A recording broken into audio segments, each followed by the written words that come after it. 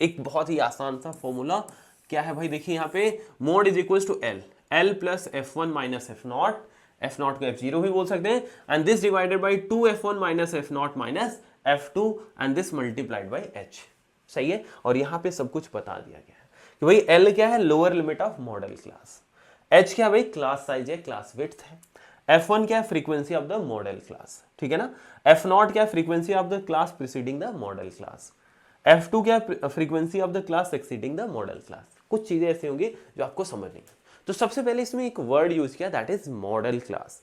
Let's understand कि भाई model class है क्या, कैसे फाइंड करेंगे मॉडल क्लास, तो दिखाता हूं। देखिए मॉडल क्लास ढूंढने के लिए आपको करना क्या है, आपको बस डेटा सेट देखना है। क्या देखना है भाई, डेटा सेट। तो इस डेटा में देखना है फ्रीक्वेंसी, आपको पता है ये क्लास इंटरवल हो गया और ये तुम्हारा क्या हो गया, फ्रीक्वेंसी। इस फ्रीक्वेंसी में ऑब्जर्व करिए सबसे बड़ी वैल्यू कौन है, तो आप क्लियरली देख सकते हैं 18 सबसे बड़ा है। तो 18 अगर सबसे बड़ा है तो वही क्लास क्या हो जाएगी, आपका मॉडल क्लास। इसी को हम क्या बोल देंगे, मॉडल क्लास, मॉडल क्लास बोल देंगे, ठीक है ना।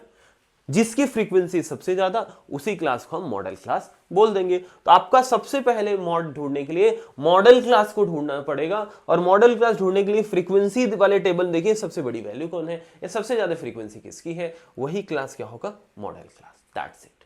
अब जैसे ही आपको मॉडल क्लास मिल गया, अब आपको ये सब समझ में आ जाएगा। इसने देखो बोला है एल है lower limit of model class. अब देखिए सर ये मॉडल क्लास है, तो मॉडल क्लास का लोअर लिमिट ये हो गया, तो ये तुम्हारा एल हो गया।